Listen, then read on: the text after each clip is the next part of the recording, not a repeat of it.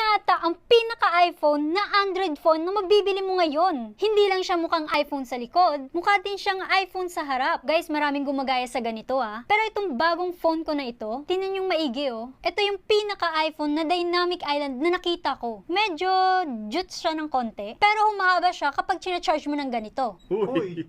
Pero yun na nga, from the camera, the display, the bezels, ultimo yung shape ng phone. Guys, sa tingin ko, 99% na yung gaya nitong phone na ito sa iPhone. Alam nyo bang ito yung pinakamababang storage variant niya? 512 GB. Grabe! Ito nga pala si Honor X8B. X8B! Bagong labas lang. So, i-unbox na natin. Meron tayo ditong small box, SIM ejector pin, jelly case, and safety guide. Binabasa nyo pa ba to? So, tapos na tayo dito. Dito naman tayo sa meron tayo ditong charger na 35 watts, cable na Type-C. At yun lang ang laman ng ating box. Uy, look at the back of this phone. Naka-premium vegan leather na siya. And the color, ang tawag dito ay glamorous green. Parang ako, glamorous.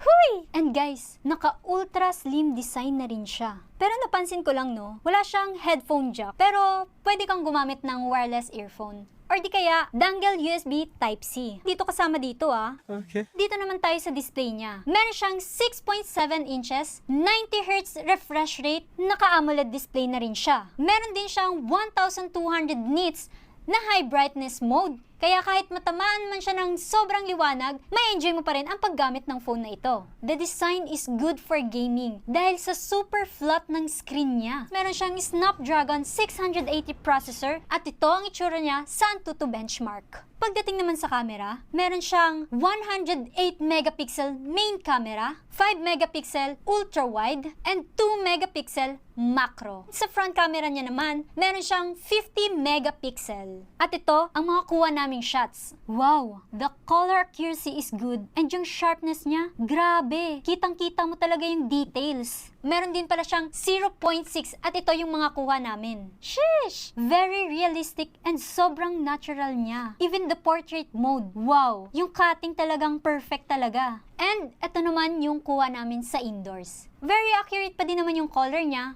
Talagang mai-inlove ka. Sa camera nito, kala mo sa akin Huy! Talagang mai-inlove ka sa phone na ito.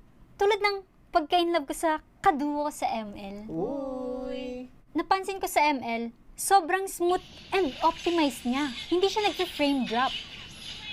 Yeah, boy. Tapos yung graphics, guys, wow! Ang ganda! Naka-super refresh rate na and ultra graphics na din. Kaya may enjoy mo talaga yung paglalaro. Sa Call of Duty kaya, may enjoy ko kaya? Meron siyang very high graphics and high frame rate.